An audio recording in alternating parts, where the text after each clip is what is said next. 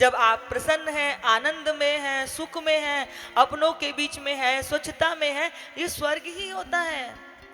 और जब आपके हृदय के अंदर कपट हो, दुख हो, कलेश हो, अशांति हो, अकेले हो, हाँ, ये क्या है? बोले यही नर्क है। स्वर्ग नर्क कहीं कुछ रखा नहीं है, स्वर्ग नर्क सब धरती पर ही है। और यदि स्वर्ग नर्क होता भी होगा तो वो इतना फुल हो चुका होगा कि भगवान कहते हैं कि वहां के लिए जैसा जो करोगे वो यहीं पर ही, और अभी देखते भी हम जैसा कर रहे हैं वैसा यहीं के यहीं, आगे के लिए कोई है ही नहीं। इससे समय रहते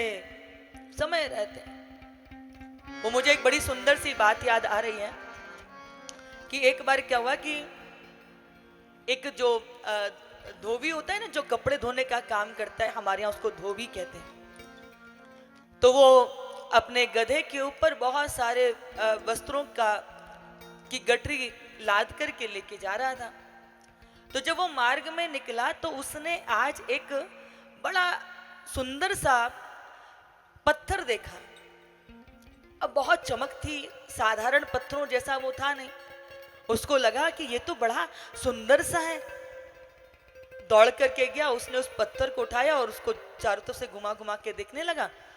तो उसने क्या किया, उस पत्थर को उठा करके वस्त्र फाड़ा और उसमें वस्त्र से उसमें गांठ लगा करके माला जैसे पहन लेते ना, ऐसे उसने माला जैसी उसकी बना करके गधे के गले में बांध दी। अब ये बंधुओं, ये क्या था? ये हीरा था, बेशक कीमती हीरा, बेशकीमती हीरा। तो जब वो अपने गधे को लेकर फिर आगे बढ़ गया, इतने में क्या हुआ कि एक घोड़े पे बैठकर जौहरी निकल के जा रहा था। जौहरी समझते हो ना? सुनार को कहते हैं, जिसे ये परख होती है कि ये धातु कौन सी है, ये हीरा है, चांदी है, सोना है, क्या है। उसने जैसे ही देखा तो आंखें फटी रह गई कि बड़े बड़े राजा महाराजाओं के गले में भी ऐसे हीरे नहीं देखे और इसने गधे के गले में ये हीरा बांध रखा है। वो तुरंत अपने घोड़े से नीचे उतरा और वो उस धोबी के पास पहुंचा और उसने कहा कि भैया कहाँ जा रहे हो? बोले भैया हमारा तो एक ही काम है, लोगों की सेवा करना, वस्त्र धोना। बोले अच्छा, ये तुमने अपने गधे के गले में तो बड़ा सुंदर क्या बांधा, ये क्या है ये? बोले भैया पता नहीं क्या है, ये जा रहा था, बड़ा सुंदर सा लगा, कुछ पत्थर वत्थर सा मुझे, तो मैंने कहा चलो मैं इसे अपने गधे के गले में ही बांध लेता हूँ। अरे ये तो बड़ा सुंदर है, तुम मुझे दे दो। बोले कुछ अलग हटके था, तभी तो मैंने इसको अपने गधे के गले में बांध लिया था। यदि आप चाहते हो तो आपको इसकी कीमत देनी पड़ेगी। बोले क्या चाहते हो? बोले ज्यादा कुछ नहीं, आप मुझे 8,000 रुपए दे दीजिए। अब इसको पक्का यकीन हो गया कि इसको नहीं पता कि ये हीरा है। लाखों का हीरा कोई 8,000 रुपए में दे? तो लगा ये तो जानता ही नहीं है, गरीब है, इसके लिए तो 5,000 रुपए भी बहुत होते हैं। बोले नहीं नहीं, 8,000 तो बहुत ज्यादा है, मैं इसके 8,000 रुपए नहीं दूंगा। देना है तो 5,000 रुपए में दे दो, नहीं तो जाओ अपना काम करो।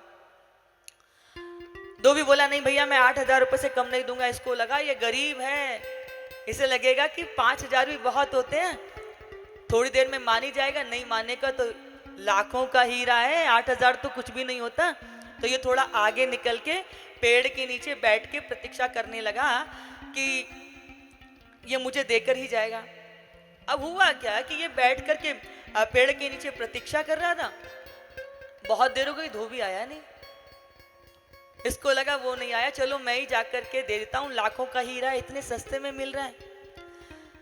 अब ये लौट करके आया तो देखा गधे के गले में वो पत्थर है ही नहीं।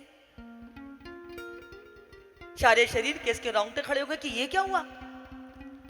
इसने धोबी से कहा कि भाई चल, नहीं मानता तो 8,000 में ही दे दे, ला दे मुझे।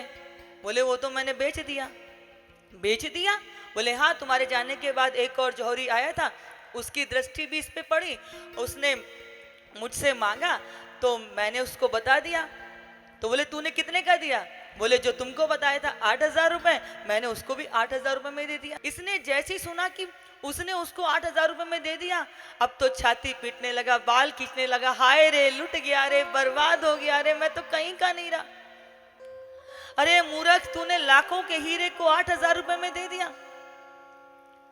तो वो धोबी कहता है मैं तो अज्ञानी था, जानता ही नहीं था कि वो हीरा है कि पत्थर है, पर मूर्ख तो तू था जो जान करके भी तू उसकी कीमत कीमत को ना समझ पाया, जो तू उसको प्राप्त नहीं कर पाया और तूने अपने हाथों से उसे गवा दिया। बंधुओं, दुख उनका नहीं है जिन्हें इस जीवन की, संसार की, भगवान के भजन की महत्व को ना पता हो, जिन्हें पता ही नहीं उनको डूबने से क्या अर्थ बनता है। लेकिन जिन्हें पता हो तब भी वो उसको समझ ना पाए, उनसे बड़ा दूसरा अज्ञानी कोई और होता नहीं है।